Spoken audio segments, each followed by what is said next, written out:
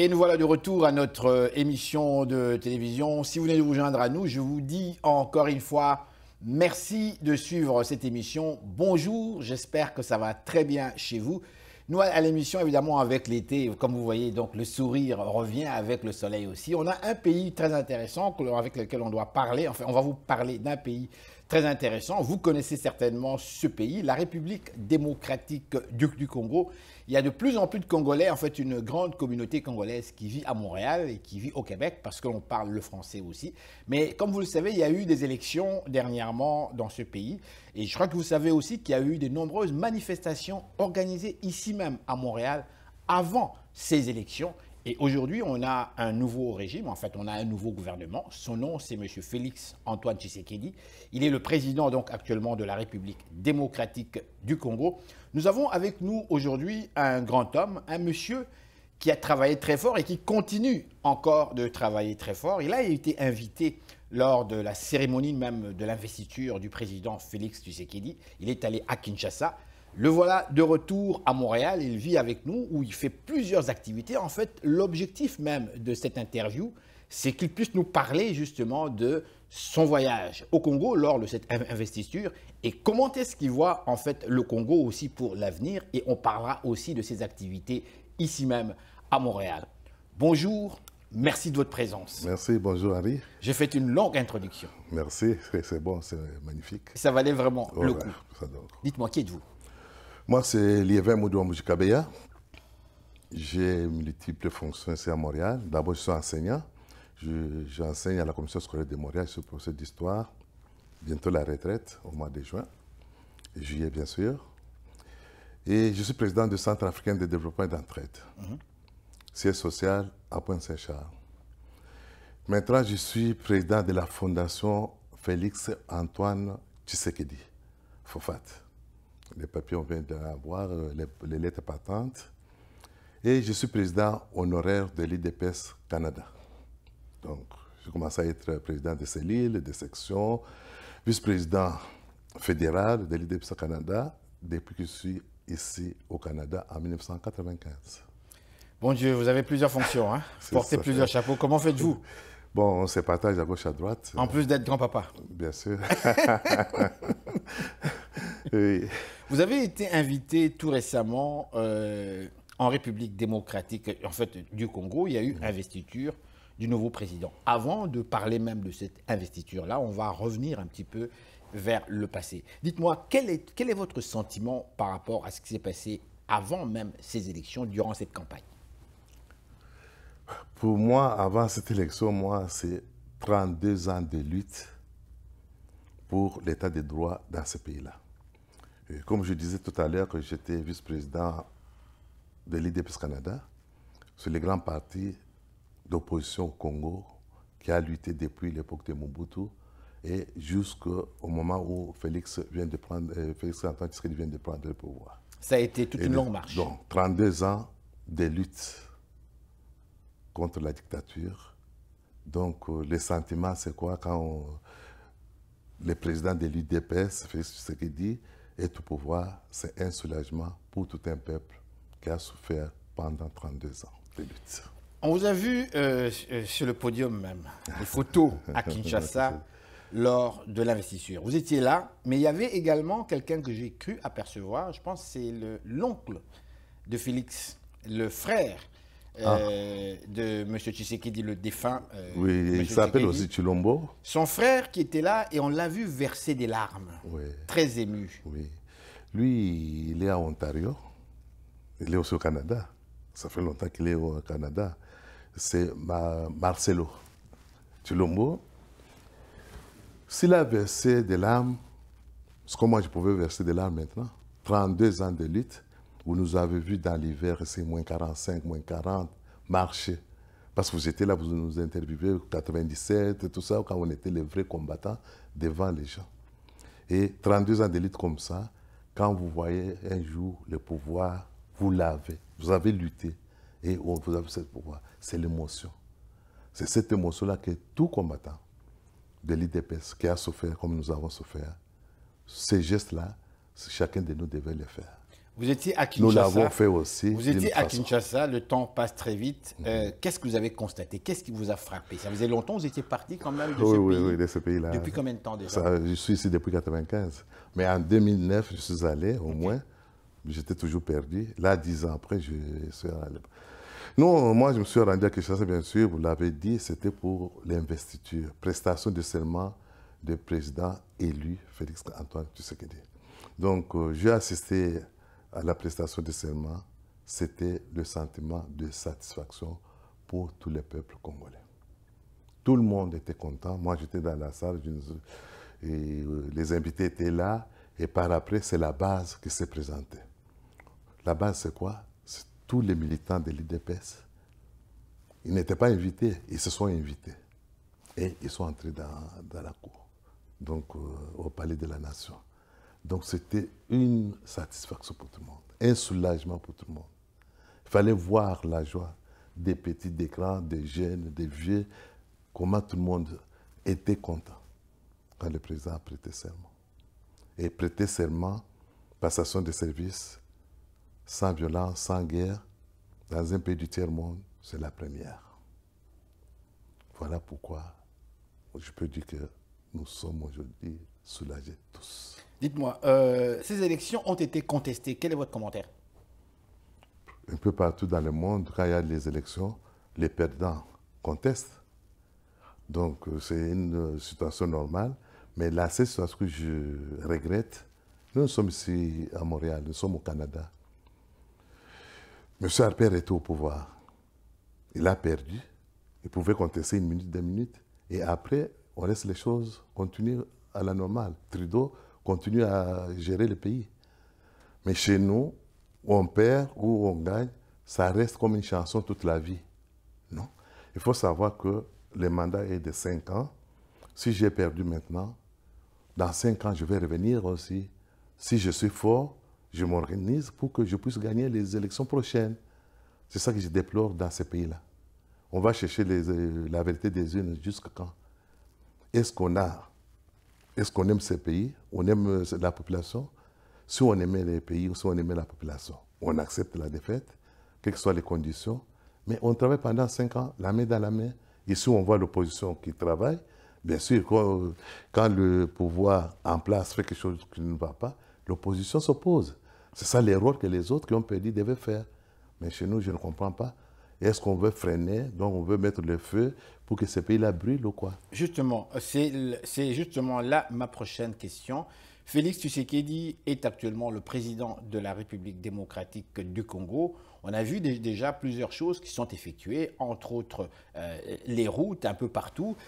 Comment voyez-vous ce pays d'ici les prochaines années? Est-ce que peut-on parler ici, comment dirais-je, d'une gestion où ce sera la paix? On a le Kivu où en fait là aussi il y a encore des choses qui se passent, il y a encore quelques morts. Comment voyez-vous ce pays d'ici les prochaines années? Pour moi, le pays a décollé. Il y a eu décollage. Quand il y a décollage, vous voyez que le pays a été pillé pendant les années et les années. Donc ça demande beaucoup d'efforts pour qu'on puisse réussir. Tout ce qui a été fait du mal, ce n'est pas du jour au lendemain qu'on peut arranger cela. Donc petit à petit, mais lui, il a fait un grand pas. Ce n'était pas petit. Il a commencé à travailler parce que la volonté est là. Ce qui manquait aux gens qui étaient au pouvoir avant, c'est la volonté. Et ils avaient la volonté de détruire. Ils n'avaient pas la volonté de développer le pays. Le contraire avec le président actuel, lui, il a la volonté de développer ce pays. Tout le monde le voit, les tracteurs sont là, les routes, on est en train de travailler, les ponts sont faits et qu'on sort. Mais dans 100 jours, on ne peut pas construire ce qui a été détruit dans plusieurs années. Donc, ça va aller, pour moi, je suis très objectif, avec cette volonté de réussir. Avec cette volonté de développer le Congo va réussir et ça sera le modèle en Afrique.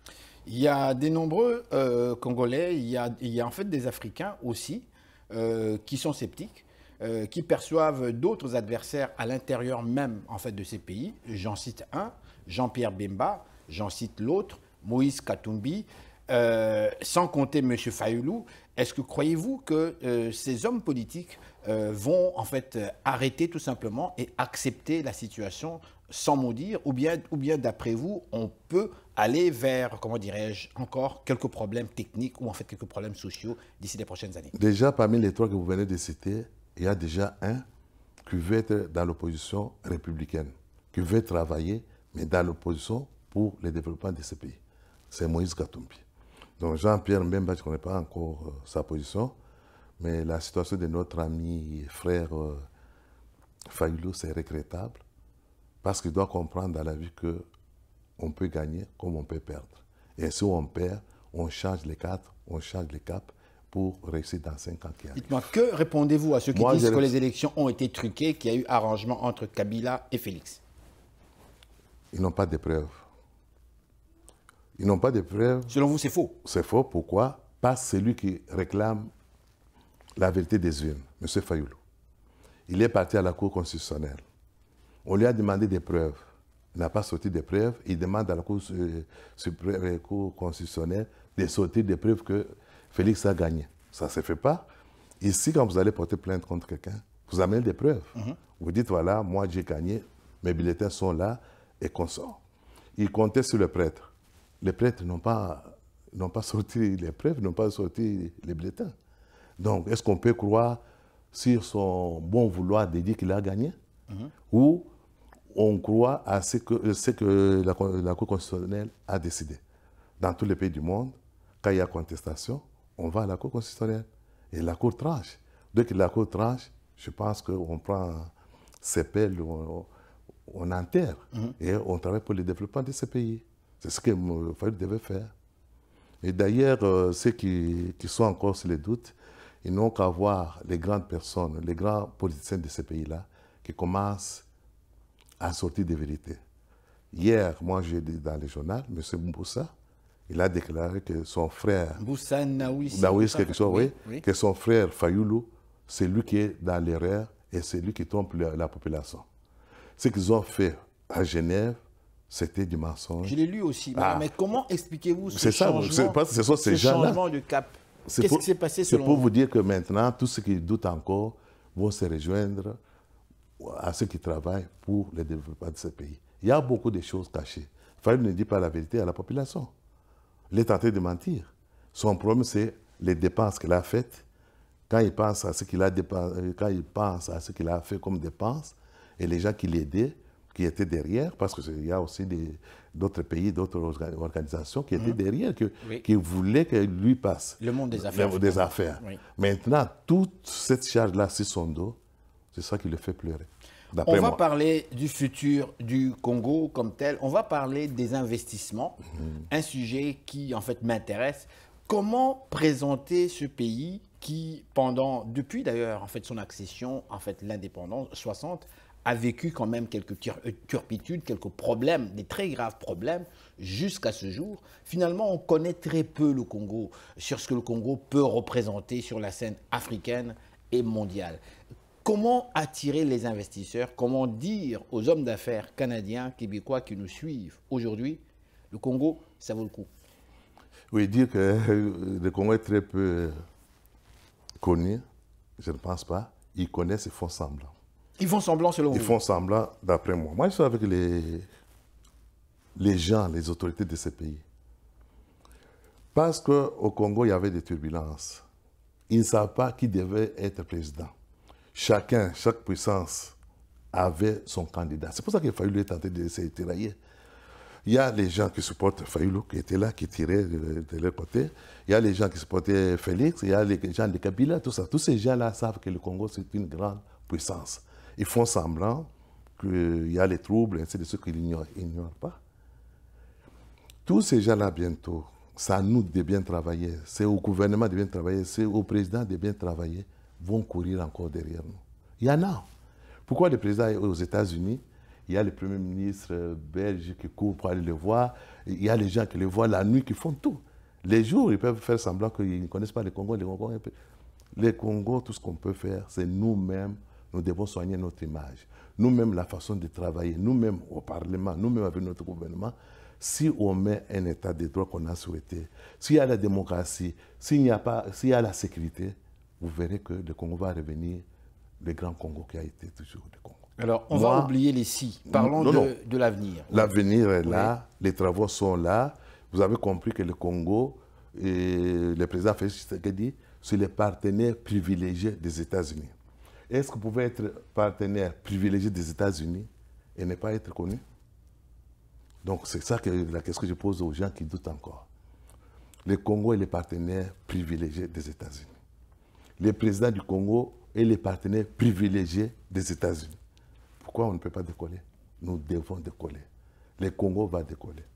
On se verra d'ici, dans cette salle, parce que je dois retourner encore au Congo, dans une année, dans 2 ans. Posez-moi toujours la même question. Je vous amènerai les exemples palpables. Je vous amènerai les travaux faits. Je vous amènerai ce que le gouvernement congolais actuel a fait, que les autres n'ont pas pu faire. Bien, encore une fois, merci infiniment d'être venu à cette émission. Je vais vous souhaiter donc une très bonne journée. Merci beaucoup Henri, merci. On va continuer à travailler.